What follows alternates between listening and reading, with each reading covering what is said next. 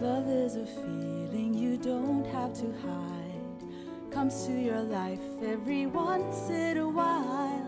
Love could begin with a wink of an eye, a practical joke or a sweet little smile.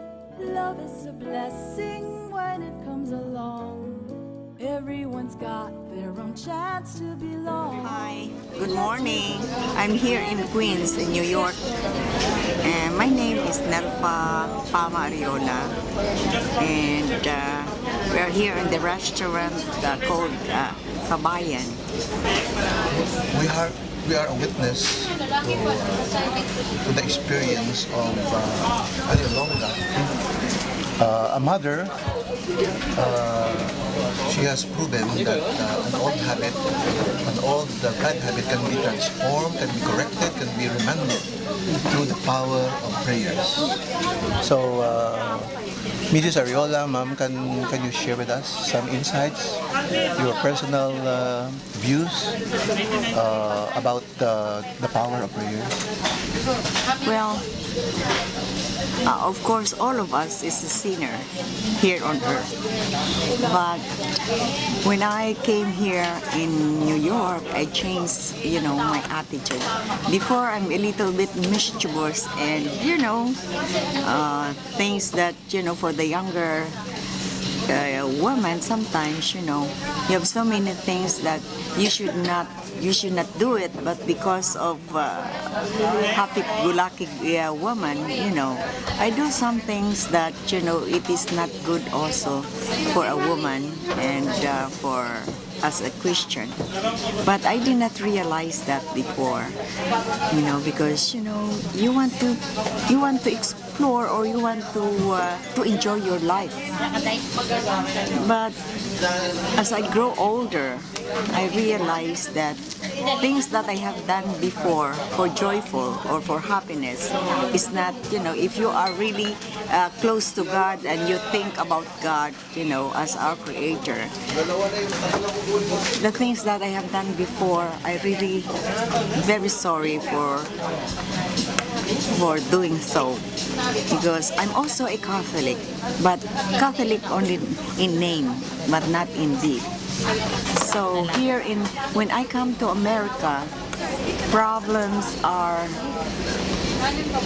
there are so many problems here that, when I come here, you come here, that you have to sacrifice. You cannot just stay as being, as like in the Philippines, that you could do whatever you want, Here in America, it's very hard to find a job. So I have experienced lots of things that I cried, I don't know what to do, in order that I could have money and send to my children, because they're still very young. And the reason that I came here in America, because I want to support my children and I want to give them the best I could.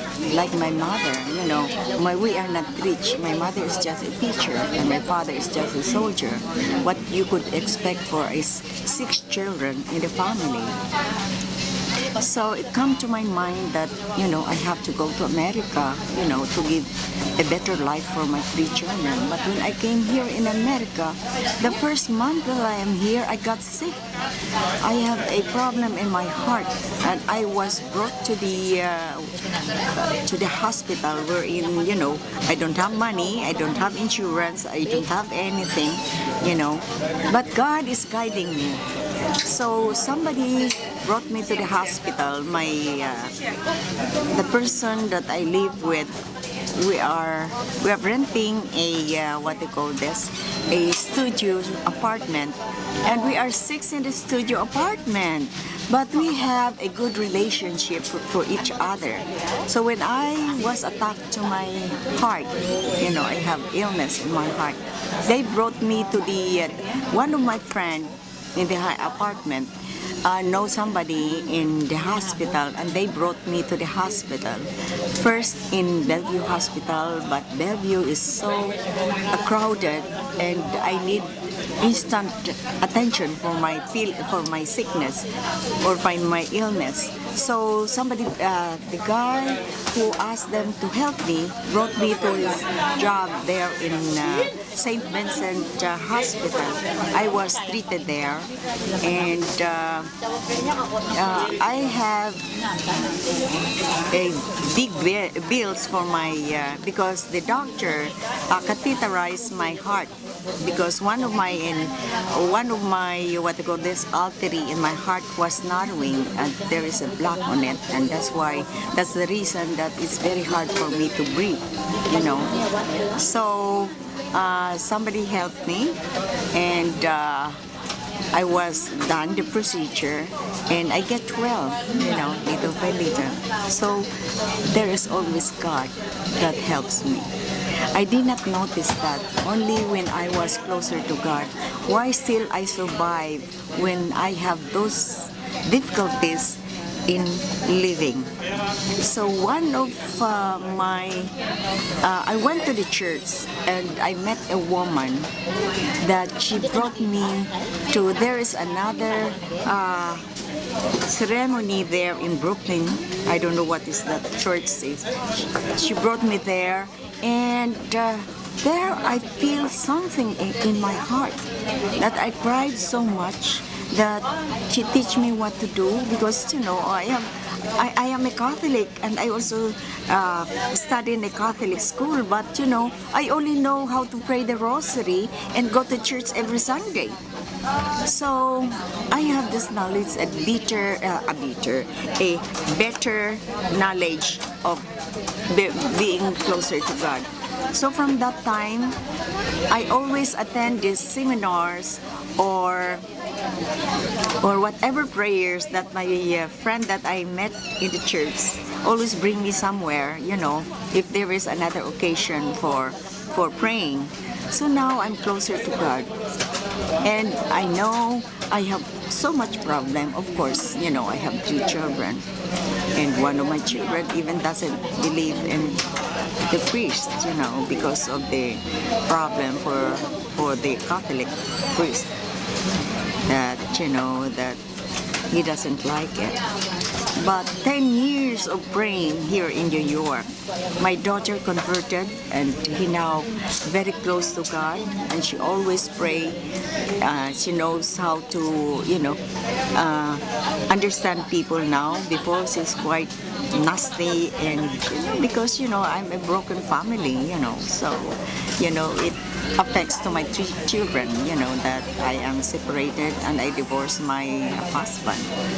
So, you know, it really affects the children if the parents are broken. But because of my prayer, my children grow up, you know, that they are good children. I'm proud to say that my children are very good. They don't have vices, you know. Thanks God, you know, because I work hard on them. And if you have a problem, you know, you pray, you ask God to help you, to guide you, to give you wisdom with the Holy Spirit.